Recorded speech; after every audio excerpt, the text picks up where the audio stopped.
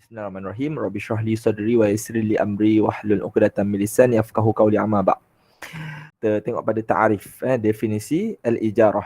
Lughat min haitsu lughat wa min haitsu syar'an. Min haitsu lughatan kira'ul ajir. Apa makna kira'ul ajir? Iaitu upah daripada penyewaan. Upah daripada penyewaan. Syar'an, okey. Dari segi syarak pula, aqdun yufidu tamliku manfa'ah bi'audin, okey, iaitu salah satu akad ataupun sebuah akad yufidu tamliku manfa'ah, yang membawa kepada pemilikan manfaat, yang membawa kepada pemilikan manfaat, bi'audin, dengan apa? Dengan bayaran, iaitu sebuah akad yang membawa kepada pemilikan manfaat. Kita tak memiliki barang tersebut, tapi kita memiliki manfaat. Faham Dia beza dengan jual beli. Kalau jual beli, kita memiliki barang tersebut dan juga manfaat. Tapi kalau sewaan, kita tak memiliki barang tersebut, tapi kita hanya memiliki manfaat daripada barang tersebut. Faham tak semua? Faham. Faham. Mudah Adakah sewaan ini disyariatkan oleh agama Islam? Ya, ada ad-dalil ala masyru'iyatil ijarah. Okey. Dalil disyariatkan ijarah. Allah berfirman dalam Al-Quran dalam surah At-Talaq, fa in arda'na lakum fa'atuhunna ujurahunna. Jika mereka menyusukan anak kamu, fa in arda'na lakum, jika mereka menyusukan anak kamu, fa'atuhunna ujurahunna, maka berilah kepada mereka upah. Susukan anak, Allah kata bagi upah. Contoh anak susuan kan, kita bagi kat orang lain susukan. Katakanlah kita ni tak ada susu, tak mampu nak bagi susu ke anak tersebut, kita bagi orang lain untuk susukan. Boleh, tak masalah, tapi berilah upah. Maka itu adalah salah satu konsep sewa. Baik. Sunnah, dari segi sunnah ataupun hadis. An Abu Sa'id Al-Khudri radhiyallahu anhu anna Rasulullah sallallahu alaihi wasallam qala man istajara ajiran falyu'allimuhu ajruhu. Dalam satu hadis Rasulullah SAW yang diriwayatkan oleh Imam Baihaqi daripada Abu Sa'id Al-Khudri. Okey, diriwayatkan oleh Imam Baihaqi, Rasulullah SAW bersabda dalam hadisnya, man istajara ajiran, barang sesiapa yang mengupah pekerja, barang sesiapa yang mengupah pekerja, falyu'allimuhu ajrahu, maka beritahulah jumlah upahnya. Beritahulah upahnya. Maksudnya kat sini ceritanya Rasulullah sendiri mengharuskan perbuatan sewaan tu. Maksudnya nak sewa pekerja, dapatkan manfaat pekerjaannya tu, kena bagi upah. Jangan minta tolong orang tapi tak bagi upah. Ini adalah satu bentuk dalil pensyariatan al-ijarah tu sendiri. Okey, ijma' ulama mensyariatkan ijarah tersebut. Okey, saya pergi kepada hukum. Hukum dia simple je. Hukum dia simple je, iaitu hukmuhu mubahun. Iaitu apa dia? Harus. Al-aslul hukum mubah. Asal hukumnya adalah harus. Okey. Baik, kita pergi kepada arkanul ujrah, arkanul ijarah, rukun-rukun ijarah ataupun sewaan. Okey. Rukun ijarah dia terbahagi kepada 4.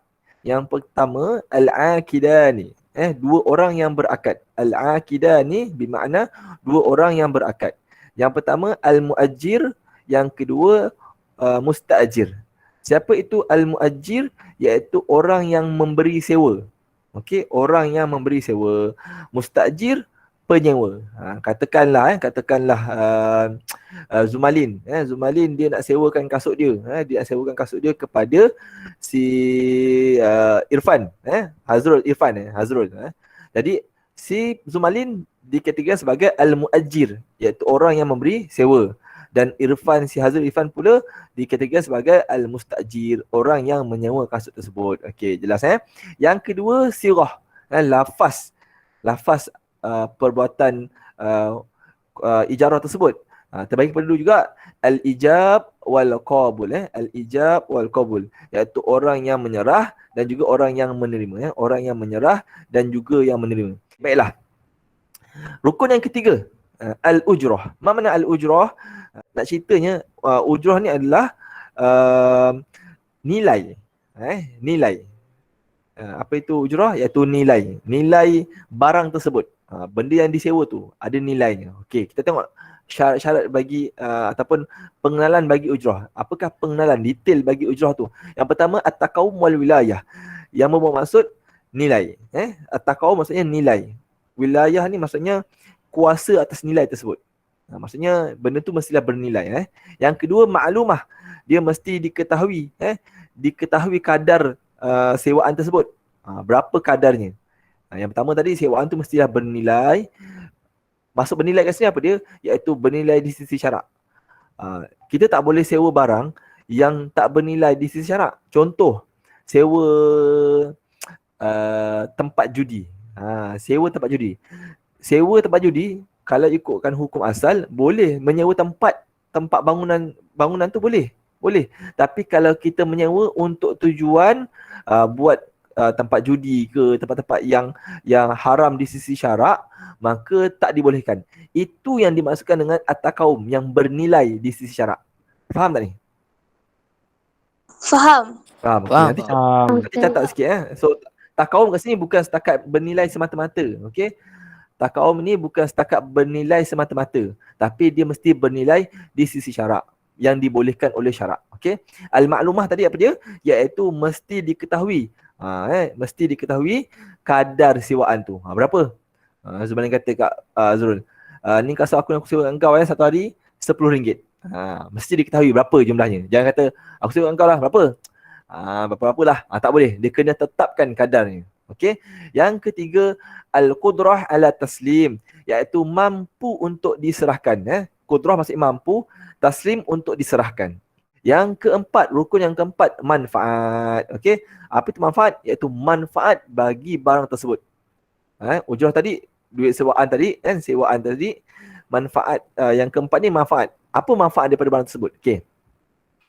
Yang pertama, at-taqawum. Sama juga macam tadi, macam ujrah tadi, mesti bernilai di sisi syarak. Dia tak boleh tak bernilai di sisi syarak, dia kena bernilai di sisi syarak. Okey. Wal maklumah, mesti diketahui berapa banyak manfaatnya yang dia akan dapat. Okey. Yang ketiga, al-qudrah ala taslim. Sama juga, manfaat itu mesti mampu untuk diserahkan, mesti mampu untuk digunakan. Contoh macam kasut. Apa manfaat pakai kasut? Kakak, abang? Kaki tak kotor. Kaki tak kotor, selamat daripada terpijak batu.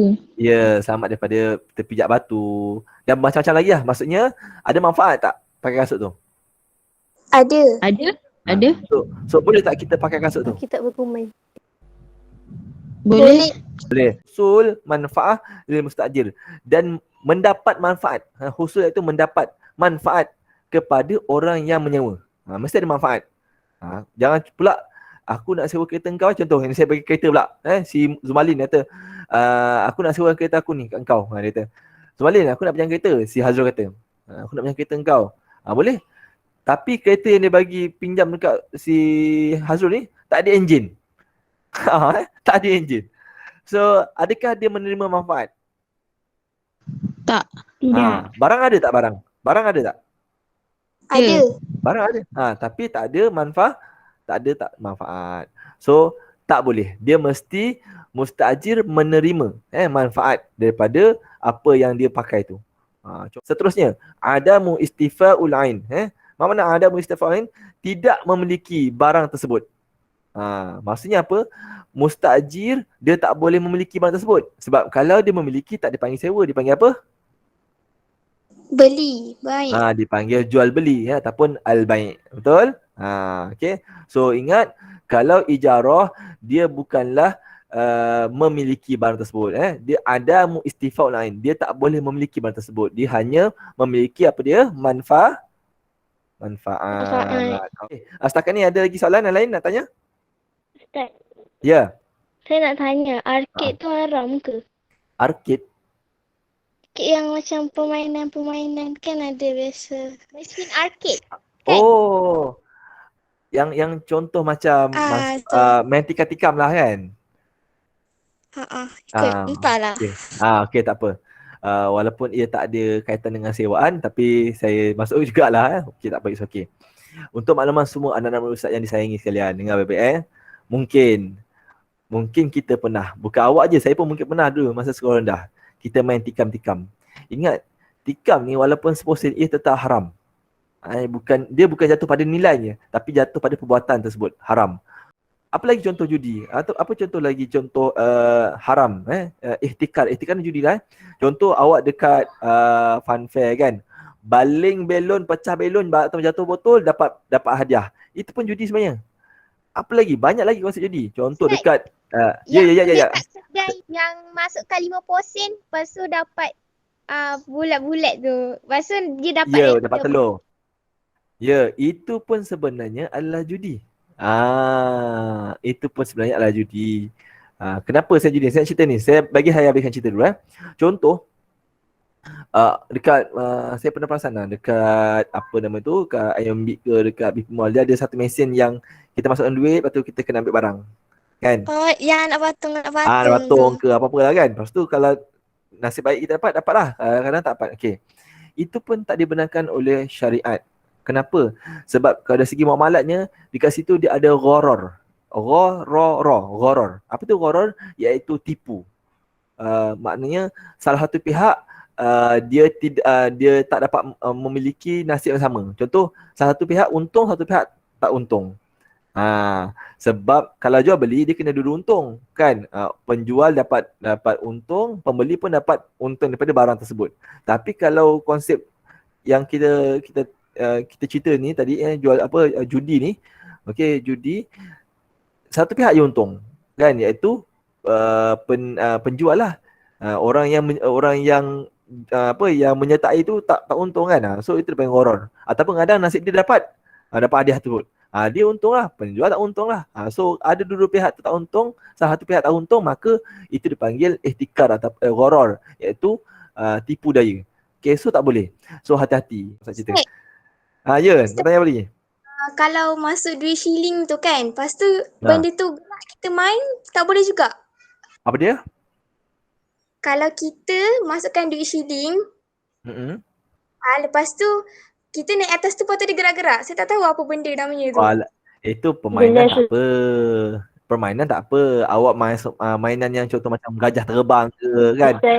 Apa lagi, jet terbang ke, masuk duit. Itu tak ada masalah. Itu dipanggil sewaan. Itu dipanggil sewaan. Sewaan tempat. Lepas tu kita masuk duit. Itu contoh konsep sewaan. Itu dibenarkan. Okay, jelas Jelas Ustaz? Jelas tak? Jelas. Jelas.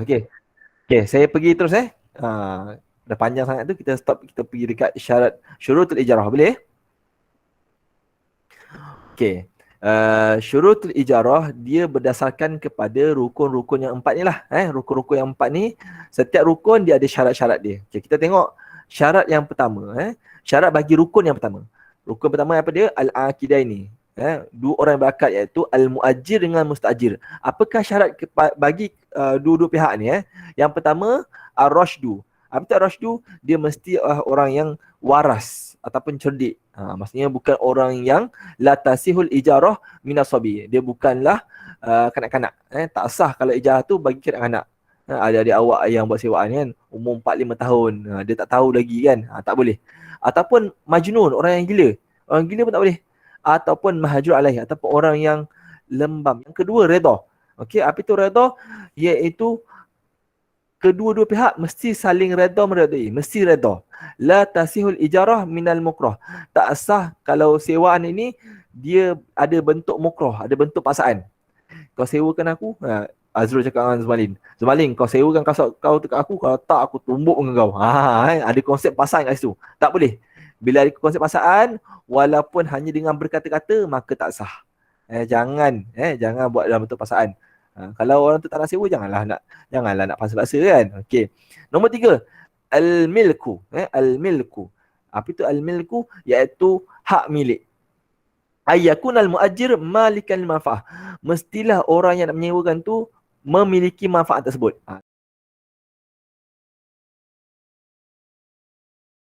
Syarat yang ketiga iaitu al-milk. Al-milku. Okey, al-milku. Dekat sini maksudnya adalah pemilikan. Kita tengok dia punya syarahan dia. Ayyakun al-muajir malikan lil manfaah. Ayyakun al-muajir malikan manfaah. Maksud kat sini iaitu penyewa, okey, orang yang memiliki barang tersebut hanya sekadar memiliki manfaat. Okay, apa yang saya nak terangkan sebenarnya pagi ni, kalau ingat lagi hari tu, saya ada bagi tahu pada awak tentang hukum sewa atas sewa. Sewa barang atas sewa barang. Maksudnya contoh macam ni, saya menyewa barang yang saya sewa daripada orang lain. Kan? Saya sewa barang daripada barang orang lain yang saya sewa. Hukumnya yang saya kata hari tu, tidak boleh. Tapi sebenarnya hukumnya adalah harus. Saya ulang semula. Hukum sewa atas sewa hukumnya adalah harus. Contoh, Zumalin sewakan kasut dia dekat Hazrul. Boleh ke Hazrul sewakan kasut yang dia sewa daripada Zumalin tu, kemudian dia sewakan kepada orang lain? Boleh ke? Jawapannya harus, ya juz. Sebab apa? Sebab syarat bagi al-aqidah ini, dua orang yang berakad ni, hanya malikan lil manfaah, memiliki manfaat sahaja. Hanya memiliki manfaat, tidak memiliki ain, iaitu barang. Tak perlu memiliki ain, cukup sekadar memiliki manfaat sahaja. Kita pergi ke syurut yang kedua, sirah, lafaz. Sirah. Okey. Ada 3 syarat bagi rukun sirah. Yang pertama al-ittisal. Apa tu ittisal? Iaitu mesti bersambung. Ayakuna qabul muttasilan bil ijab. Iaitu mestilah qabul dan ijab ni dia muttasilan. Dia mesti bersambung. Dia tak boleh bidunil fasil. Dia tak boleh ada pemisah. Bainahuma, antara kedua-dua lafaz ijab dan qabul ni, min sukut, dengan senyap. Contoh Rol, aku nak sewakan kasut aku ni kat engkau ni. Lepas tu si Azrul ni diam kan. Esoknya baru cakap, okey aku sewa. Tak boleh. Dia tak boleh ada tempoh masa yang lama dalam lafaz ijab dan qabul tu. Dia mesti cakap aku nak sewa, ya aku sewakan. Mesti dalam masa yang sama juga. Itu au kalamu ajnami, ataupun ada kata-kata asing yang luar topik. Contoh Azrul, ni aku nak sewakan kau ni kasut aku ni. Azrul cakap, engkau dah siap belum kerja syariah? Dia cerita benda lain pula kan. Ya, aku pun teringat lah, engkau dah siap belum kerja syariah? Aku dah siap ni, kau tak siap lagi kan. Contoh kan. Lepas tu dia kata, okey, aku sewa. Tak boleh. Dia tak boleh ada benda yang fasil, yang terpisah. Tak sama ada senyap ataupun kalamul ajnabi. Okey, kita pergi ke syarat bagi rukun yang pertama. Syarat kedua bagi rukun pertama, iaitu rukun yang kedua sirah, iaitu al-muwafiqah. Apa makna al-muwafiqah? Iaitu mesti ada persetujuan. Okey, mesti ada persetujuan. Ayakun al-qabul muwafiqan lil ijab fil muddatun wal ujrah, iaitu persetujuan antara ijab dan qabul fil muddah, pada tempoh, wal ujrah, dan juga nilai sewaan tersebut. Mesti ada persepakatan. Berapa lama kau nak sewa ni? 3 hari kot. Itu mudah. Berapa sewanya ni?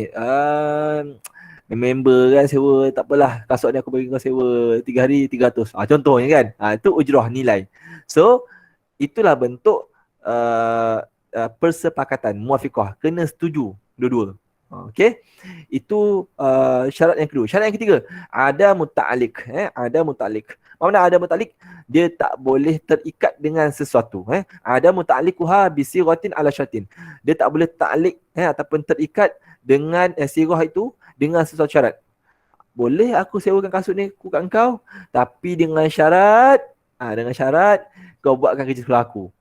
Tak boleh. Dia tak boleh ada ta'alliq. Boleh aku sewakan kau kasut aku, tapi dengan syarat kau pergi ambil air aku. Tak boleh. Bila ada syarat, itu juga tak dibenarkan oleh syarak. Okey, kita pergi kepada rukun yang ketiga. Saya habiskan dulu rukun syarat-syarat semua, nanti baru nak tanya-tanya. Okey, kita pergi kepada rukun yang ketiga, iaitu ujrah. Okey, apakah syarat-syaratnya? Yang pertama, at-taqawum. Mana at-taqawum? Iaitu mempunyai nilai. Tadi dah sebut tadi. Ini saya ulang semula. Dia mesti ada nilai. Antakunal ujrah malan mutaqawwiman. Mestilah ujrah, mestilah nilai tersebut dia ada nilai. Nilai tersebut mesti ada nilai. Nilai yang disahkan oleh syarak. Janganlah pula kasut berapa sewa? 500. Kasut tu baru setakat RM20 kan. Sewanya satu hari 500. Itu dia tak bernilai. Tak nilainya tak sesuai. Kan dia mesti bernilai yang sesuai, okey. Nombor 2, al-wilayah. Apa tu wilayah? Iaitu ada kuasa. Dia ada kuasa, ada bidang kuasa. Okey. Ayakuna lil aqid wilayah ala daf'iha bimilkin aw wakalah. Hendaklah pihak yang berakad, akid, dua orang yang berakad tu, hendaklah orang yang berakad tu wilayah, mempunyai bidang kuasa, ala daf'iha, untuk membayar sewaan. Maksudnya orang yang nak sewa tu dia mesti ada kuasa untuk membayar. Dia mampu untuk bayar. Tu bahasa mudahnya, mampu untuk bayar. Bimilkin, dengan duitnya sendiri. Aw wakalah, ataupun diwakilkan kepada orang lain. Maksudnya orang yang nak nyewa ni dia kena pakai duit dia sendiri, ataupun dia boleh minta tolong orang lain bayarkan. Wakil orang lain bayarkan. Yang penting mesti dia ada kuasa untuk membayar. Jangan nak sewa tapi tak mampu nak bayar. Tu tak boleh. Jelas? Jelas. Okey, kita pergi kepada syarat yang ketiga. Al-ilmu an takuna al-ujrah maklumah. Mestilah diketahui, ilmu mestilah diketahui nilainya. Bayaran sewaan itu hendaklah diketahui. Bayaran sewaan itu diketahui berapa. Okey, kasut aku ni aku sewa engkau RM30 sehari. RM30 itu nilai, mesti diketahui. Okey. Dal al-qudrah ala taslim. Okey, al-qudrah ala taslim. Iaitu apa dia tadi? Mampu untuk diserahkan. Antakun al-ujrah maqdrah ala taslimha. Mestilah nilai itu, bayar sewaan tu hendaklah diserahkan, boleh diserahkan. Jangan kata, ya aku nak bayar kat engkau, tapi aku bayar engkau dengan langit, ataupun dengan air hujan yang jatuh ke atas bumi. Tak boleh. Dia mesti nilai itu dia boleh dibayar, mampu untuk dibayar. Okey, kita pergi kepada rukun yang keempat, iaitu manfaat. Okay, kita tengok apakah syurut dia, apakah syarat dia. Yang pertama, sama juga at-taqaw, mesti bernilai. Manfaat barang tersebut mesti bernilai. Antakuna mutaqawimah, ai mu'tabirah syar'an wa arfan. Mestilah barang tersebut bernilai. Ai mu'tabirah, dia diiktibar ataupun diiktiraf oleh syarak. Diiktiraf oleh syarak. Maksudnya manfaat tu memang boleh digunakan. Dia diiktiraf oleh syarak. Okey, kita pergi kepada syurut yang kedua, al-qudrah ala taslim, iaitu mampu untuk diserahkan. Okey, manfaat tu mampu untuk diserahkan, mampu untuk orang gunakan. Kalau kereta, kan, kereta. Apa manfaatnya? Digunakan daripada tempat A ke tempat B. Okey, so itulah dimaksudkan dengan qudrah ala taslim, mampu untuk diserahkan, mampu untuk digunakan. Okey. Ayakunal muajir qadiran ala taslimiha lil mustajir. Iaitu apa dia? Pemberi sewa mampu, qadran, pemberi sewa qadran, mampu ala taslimiha lil mustajir, menyerahkan barang sewaan tersebut kepada orang yang menyewa. Contoh macam kereta tadilah. Okey, kita pergi kepada syarat yang ketiga, husul al-manfaah lil mustajir.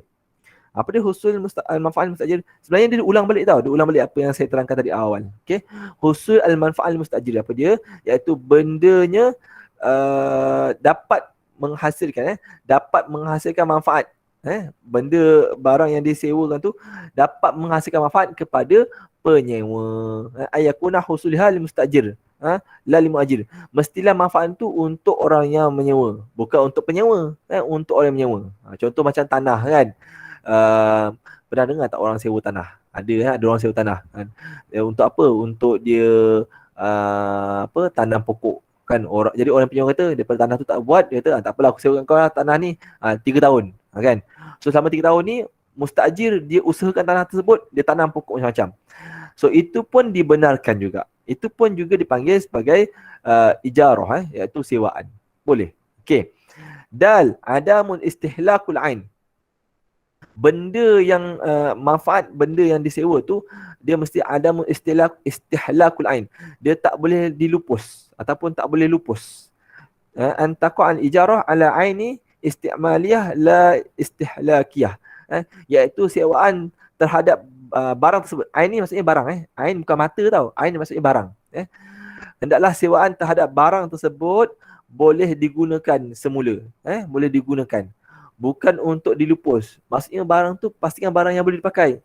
Jangan sewakan barang ataupun jangan kita sewa barang tu dah tak boleh pakai dah. Handphone, contohlah handphone kan. Handphone pastikan handphone yang kita nak sewa tu dengan kawan kita tu, handphone tu boleh digunakan lagi. Bukan handphone yang dah nak rosak dah. Dah rosak, dia nak lupuskan dah tak boleh pakai dah. Tu contohnya. Pastikan barang tersebut barang yang tidak dilupus, yang tak rosak lah saya cerita. Bahasa mudahnya tak rosak. Okey, kita pergi kepada syarat yang terakhir. Mudah je, apa tu dia? Itu ilmu, mesti diketahui. Manfaat barang tersebut mesti diketahui. Antakuna ma'lumah lil aqidain. Dua-dua orang yang berakal ni mestilah maklumah, mesti mengetahui. Ainan, barang yang dia sewa tu, sifatan, sifatnya, wa qadran, dan juga kadarnya, mestilah diketahui. Okey, wallahu alam, selesai.